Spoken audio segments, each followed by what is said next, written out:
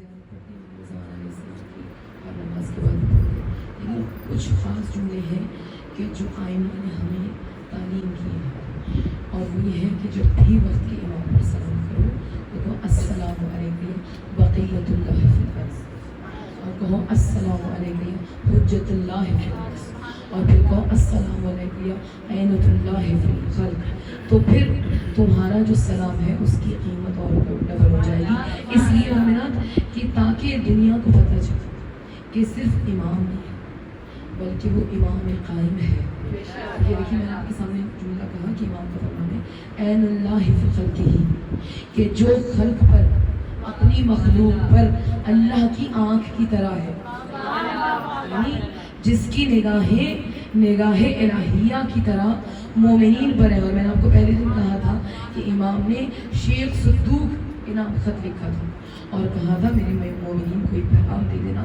کہ تم جہاں بھی ہو، جس جگہ پہ، جس ملک، جس قریے میں بھی ہو، تم جو بچے ہوئے ہو وہ صرف ہماری وجہ سے ہو، ہماری نگاہوں کی وجہ سے بچے ہو. اب اگر کوئی یہ سوچے اور گمان کرے کہ بھئی مومنین تو قتل عام سب سے زیادہ، تو وہ جو قتل ہو رہے ہیں اگر وہ قتل ہوتے رہتے تو جس رفتار سے مومنین قتل ہو رہے ہیں نا، تو اس طرح تو نسل ہوتی ہی نا. آپ دیکھیے خصوصاً آپ دیکھیے ہزارہ میں اور ادھر ادھر جتنے بھی مومنین ہیں جنہیں نسل کشی سوچ کر کے ان کی نسل کو تمام کر دیا جائے اس انداز سے کہ کوئی گھر ایسا نہیں کہ جہاں پہ کوئی شہید نہ ہو، تو اگر اس رفتار سے، جس رفتار سے قتل ہو رہے ہیں، اگر امام کی حفاظت نہ ہوتی تو ہم ہوتے ہی نہ. اس لیے اگر یہ کوئی سوچتا ہے نا کہ اتنے مارے جا رہے ہیں تو جنہیں بچا رہے ہیں مولا، جنہیں نہیں بلکہ یہ سوچے کہ جس قوم کو مولا بچا رہے ہیں اگر بطور قوم مولا کا ہاتھ نہ ہو، وقت کی حجت کا ہاتھ نہ ہو، عینۃ اللہ فی الخلق کا ہاتھ نہ ہو، تو پھر ممکن ہی نہیں ہے کہ ہم یہاں پر ایگزسٹ کر سکتے. وجود ممکن ہی نہیں ہے جب تک کہ نگاہ امام ہے. تو مومنات میں آپ کو بتاؤں کہ بہت سارے لوگ یہ سوال، اور یہ سوال علماء سے کیے گئے ہیں. صرف ایک سوال میں آپ کے سامنے بیان کروں کہ بھئی بات یہ ہے کہ اگر امام کو اپنی جان کا خطرہ ہے تو یہ تو مستحیل ہے کہ دیکھیے سوال کیونکہ سوال آتے رہتے ہیں کہ یہ بتائیے کہ اگر واقعتاً امام کو جان کا خطرہ ہے تو کیا معاذ اللہ یہ بزدلی نہیں ہے کہ اپنی جان کی وجہ سے چھپ جایا جائے یا پردے میں چلا جائے؟ تو اب عالم نے، علماء نے ان کا جواب دیا. دیکھو بات یہ ہے کہ اگر اسے بزدلی کہتے ہیں تو پھر سب سے پہلے بزدلی تو شب ہجرت شروع ہوتی ہے کہ جہاں رسول نے اپنی جان بچانے کے لیے بستر پر علی کو سلایا اور چلے گئے. تو یہاں سوال یہ ہے کہ کچھ مقام ایسے ہیں کہ جہاں دیکھیے اتنی باریک مقامات ہیں کہ میں نے آپ کو پہلے دن کہا تھا کہ کچھ مقامات پر تقیہ واجبات میں آتا ہے، اور میں نے آپ کو ابھی امام بارگاہ میں بھی آپ کے سامنے ذکر کیا ہے کہ جہاں خصوصاً ساتویں امام کے دور سے صرف تقیہ ہی ملے گا آپ کو. اتنا ظلم ہے کہ مومنین اظہار ہی نہیں کر سکتے، دل میں کیا ہے اولاد تک کو نہیں بتا سکتے.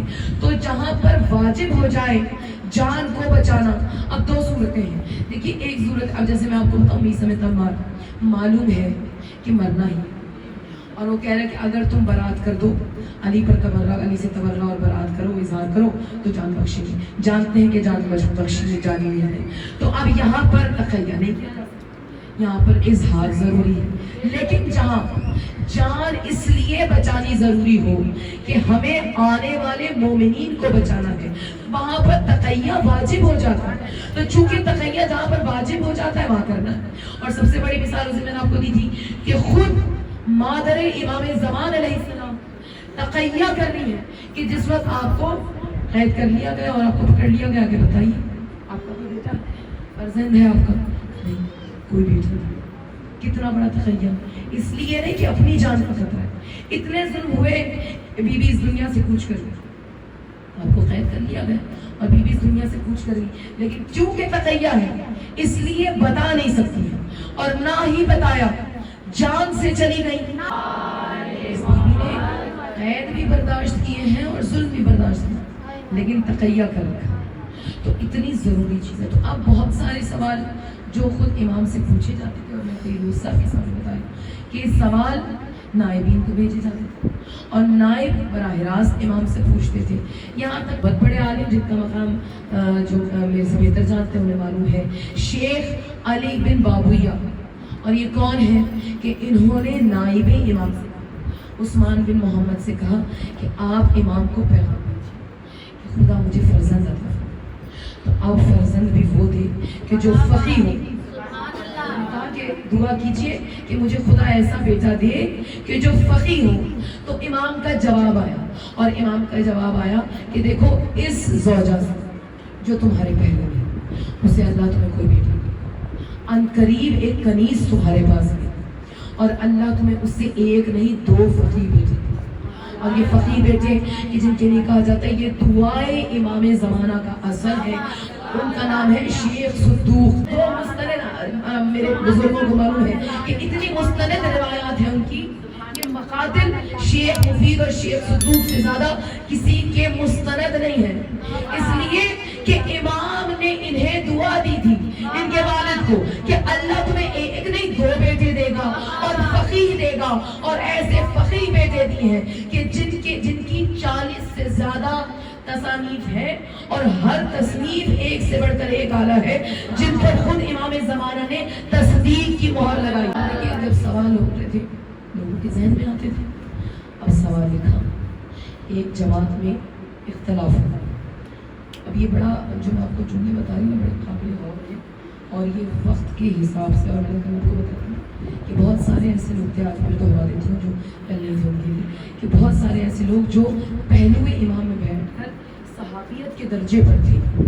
اور یعنی کہ آپ کو معلوم کہ ایک شخص تھا جس کا نام النمیری تھا, اور اتنا معتبر صحابی تھا کہ امام کی اور ائمہ معصومین کی حدیثیں لکھا کرتا, اتنا معتبر. لیکن جب ایمان سے پھرا نا ایمان سے, تو امام کی احادیث میں رد و بدل کر. اب جب رد و بدل کیا تو امام نے اس کو ملعون اور قابل لعنت قرار دیا.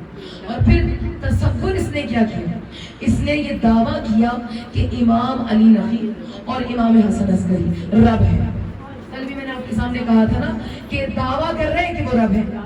اور کیونکہ یہ دعویٰ آئے, اور آپ کو معلوم ہے نا کہ میں نے ایک شخص کا نام کے سامنے لیا تھا کل, الحلاج. اور الحلاج وہ شیطان تھا کہ جس نے یہ دعویٰ کیا تھا کہ ان کے اندر اللہ کی روح آ جاتی ہے, اللہ ان میں حلاوت کر جاتا ہے. تو یہ شخص جو نمیری ہے, اس کا دعویٰ یہ تھا کہ امام علی نقی اور امام حسن عسکری رب ہے اور میں ان کا رسول.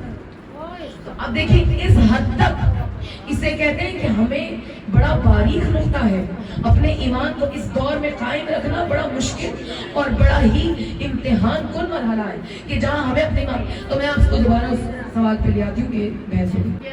آگے لوگ یہ کہتے تھے کہ خلق اور رزق اللہ کی ذات, اور اللہ ہی ہے جو خلق کرتا ہے اور رزق دیتا ہے.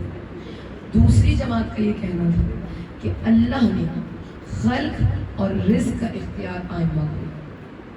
اب یہ بڑا ہی باریک نقطہ ہے, اور یہ نقطہ آج کے لیے بڑا ہی قابل بحث ہونا چاہیے کہ اب امام کا جو جواب ہے ہمیں اس پہ عمل کرنا ہے. میں نے کل بھی آپ سے کہا تھا ہمیں اس سے لینا دینا نہیں ہے کہ سننے میں کسی کو اچھا لگے یا برا, ہمیں وہ بات کرنی ہے جو امام وقت کہہ رہے ہیں, اوتھینٹک بات ہوگی جو امام خود کہہ رہے ہیں. اب جب یہ سوال بحث چھڑ گئی تو جب ظاہر مومنین کی جماعت, مومنین ہی کی جماعت یہ کہہ رہی ہے کہ ایک جماعت کہہ رہی ہے کہ بھائی اللہ ہی ہے جو خلق اور رزق دیتا ہے, اور اللہ کیونکہ اس مبرہ ہے جسم سے, اس لیے وہی یہ اختیار رکھتا ہے کہ مجسم کو تخلیق کر سکے. دوسری جماعت کہتی نہیں, اللہ نے یہ اختیار ائمہ معصومین کو دیا.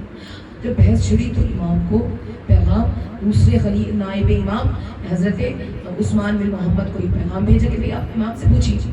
تو اب عثمان نے پیغام امام کو ارسال کیا.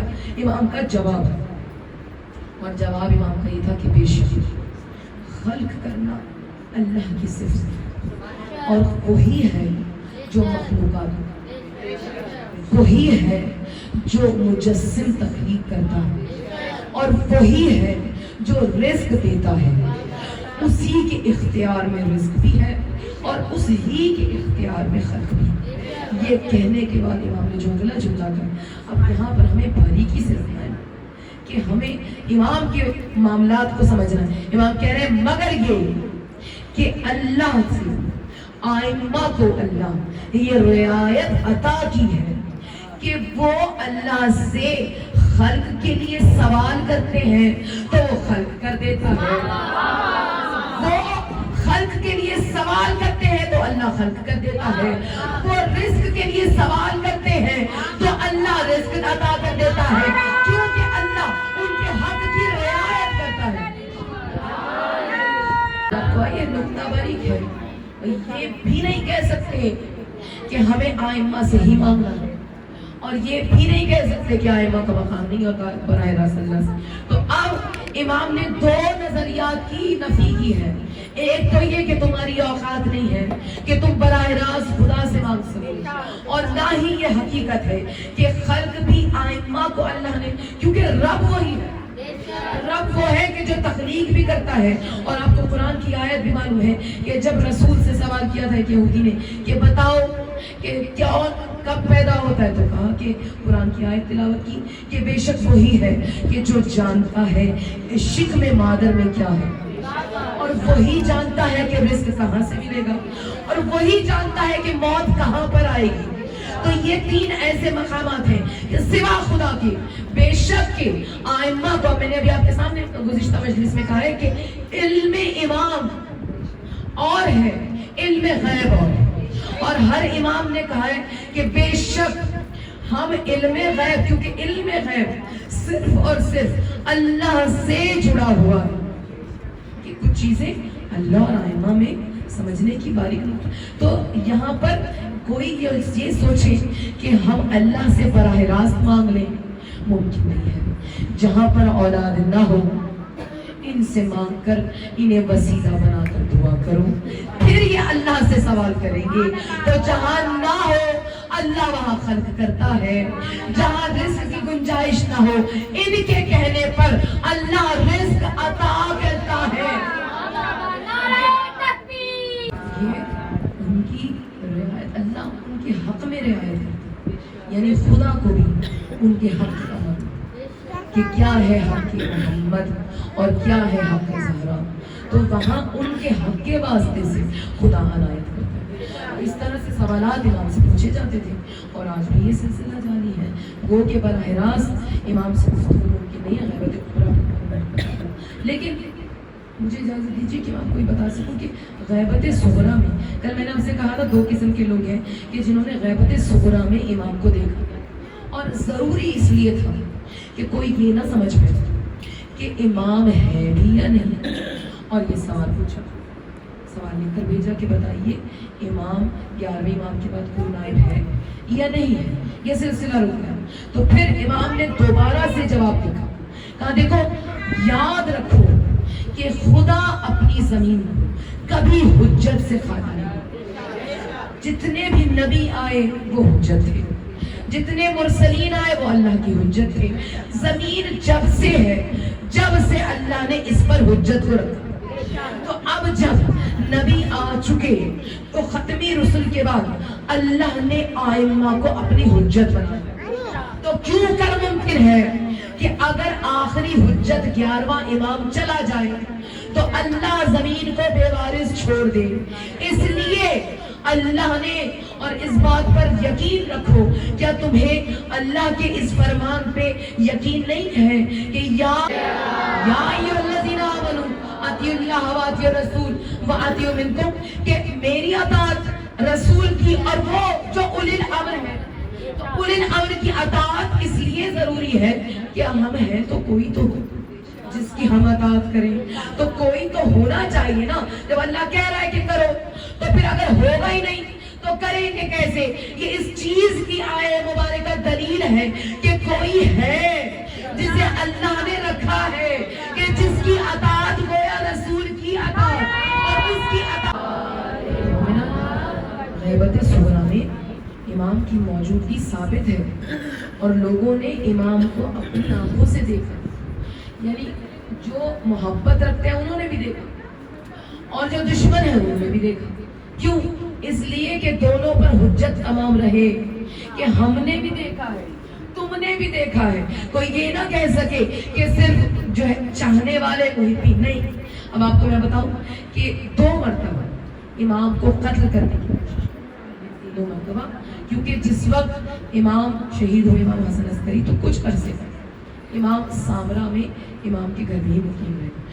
اب کیونکہ نگاہیں حکومت کی ایک لمحے کے لیے بھی امام اور امام کے شیعوں سے غافل نہیں، تو ہر وقت نگاہیں. تو جب 19 سال کے بعد سامرا سے بغداد میں منتقل ہوا نا دوبارہ سے دارالحکومت، تو اب یہاں سے 3 افراد کو، 3 درباریوں کو، متعزد عباسی خلیفہ تھا، اس نے 3 اپنے بڑے قابل اعتماد درباریوں کو چھوڑا اور کہا کہ تمہیں میں بھیج رہا ہوں اور تم نے اس طرح سے جانا ہے کہ سامرا میں ایک محلہ ہے اور اس محلے میں فلاں فلاں گلی ہے اور وہاں ایک مکان ہے. مکان کے باہر ایک سیاہ فام نوکر بیٹھا اور تم اس کو دھکیلتے ہوئے گھر میں چلے جاؤ اور گھر میں جو بھی ہے اسے قتل کرو. تو اب آپ دیکھیے کہ اس دور کی جاسوسی آج کے دور سے کتنی تیز تھی کہ سامرا سے کئی دور بغداد بیٹھ کر تمام تر چیزوں کو نگاہوں میں رکھا ہوا اور کا کوئی مال کم یا زیادہ لے کر جانے کی ضرورت نہیں، نہتے جانے، صرف اپنے ساتھ ایک ایک ہتھیار لے کر جانا. تو اب ان 3 جو درباری گئے تھے، ان میں سے ایک درباری جس کا نام مشتق ہے وہ اپنی زبانی سنا تھا. تو اب وہ کہتا ہے کہ ہمیں بادشاہ نے کہا کہ تم گھر میں جاؤ. ہم جب سامرا پہنچے تو ہم نے وہی جو کچھ بتایا گیا تھا وہی محلہ تھا، وہی گھر تھا اور گھر کے باہر ایک سیاہ فام غلام ایک پتلون بن رہا. ہم نے اسے پوچھا کہ بتاؤ گھر میں کون ہے؟ تو اس نے ہماری طرف توجہ کیے بغیر جواب دیا کہ گھر کا مالک ہے.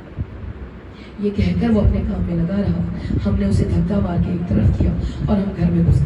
جب ہم نے گھر میں دیکھا تو دیکھا کہ گھر خالی تھا، لیکن گھر خالی ہونے کے باوجود گھر کے آخری حصے میں ایک پردہ لٹکا ہوا. وہ کہتا ہے میں نے ایسا حسین پردہ جس کی کشش ہمیں اپنی طرف کھینچے جا رہی تھی. ایسے میں نے ہاتھ آگے بڑھایا اور جیسے ہی ہم نے اس پردے کو ایک طرف کیا تو ایک بہت بڑا مکان نظر آیا. اور وہ مکان کیا تھا؟ ایسا لگتا تھا کہ مکان کے اندر فقط پانی ہی پانی ہے یا پھر یہ مکان سمندر کے اندر موجود ہے. اور ہم نے دیکھا کہ اس پانی پر ایک چٹائی بچھی ہوئی ہے اور اس چٹائی پر کوئی نماز پڑھ رہا ہے اور نماز پڑھنے والے نے نہ ہماری طرف توجہ کی نہ ہمارے ہتھیاروں کو گردانا اور وہ اپنی عبادت میں مشغول رہا. یہاں تک کہ ہمیں سمجھ نہ آئی کہ اس پانی کو عبور کریں تو کیسے. ایسے میں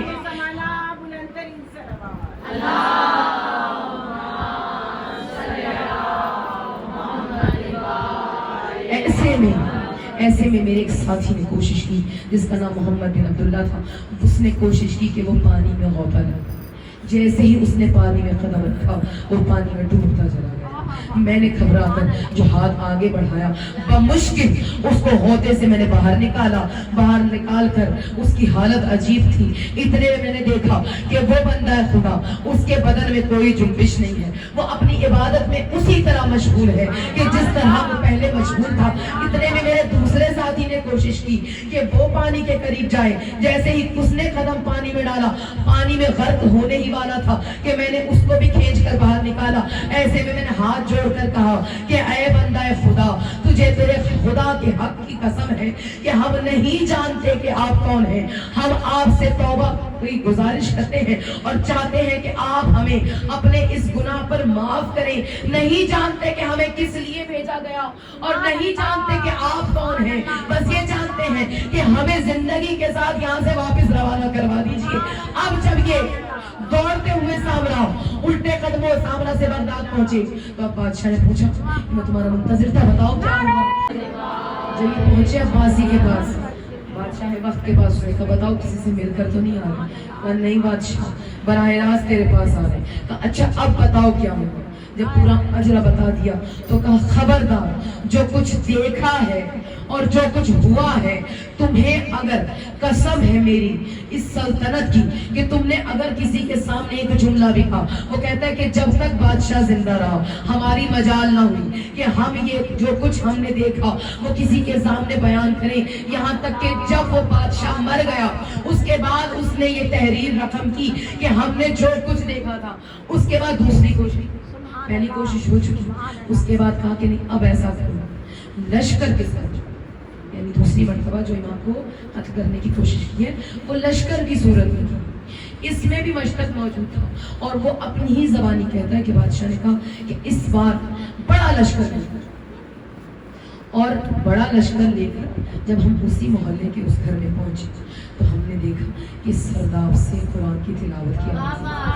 اب ذرا یہاں پر بات کو کر بات کہ سرداب ہوتا کیا ہے؟ سرداب ہوتا ہے تہ خانوں میں، کیونکہ وہاں پر ان علاقوں میں بغداد میں عراق میں خصوصاً گرمی شدید ہوتی ہے تو گھروں کے نیچے بیسمنٹ کہہ دیجئے یا تہ خانہ کہہ دیجئے، تہ خانے بنائے جاتے ہیں جہاں لوگ گرمی میں مقام پذیر ہوتے تھے۔ تو سرداب وہ جگہ ہوتی ہے کہ جہاں گرمیوں میں اندر بیٹھا جاتا ہے۔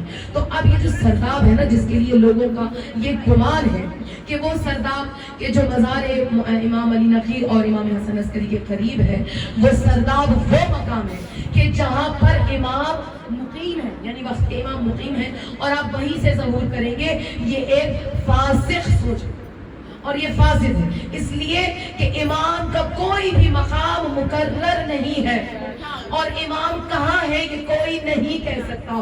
ہزاروں واقعات ہیں جو آپ کے سامنے بیان کیے جا سکتے ہیں کہ جہاں امام کبھی کہیں نظر آئے لیکن سب غیبت صغریٰ، تو اب کبھی کہیں نظر آئے امام دوبارہ ڈھونڈا تو نہیں ہے۔ اس لیے کہ کل بھی آپ کو سامنے بتایا تھا نا کہ امام خود تعارف کروا رہے ہیں کہ یہ میرا پردے کے پیچھے میرا لال ہے، 5 بالش اس کا جو ہے قد ہے، اور اس کے بعد جب کہا کہ اٹھو اور دوبارہ دیکھو، یعقوب نے دوبارہ دیکھا تو وہاں کوئی بھی نہیں تھا۔ تو یہ کیوں؟ اس لیے کہ ظہور جو غیبت ہے وہ امام کے دور میں ہی شروع ہو گئی تھی۔ بہرحال سرداب آپ کو سمجھ آ گیا، تو اب سرداب سے تلاوت قرآن اب یہ منتظر ہے۔ سالار کہہ رہے ہیں کہ دیکھو میں پورا لشکر جمع کر لوں پھر ایک ساتھ اندر جائیں اور جو بھی ہے اسے ختم کر دیں۔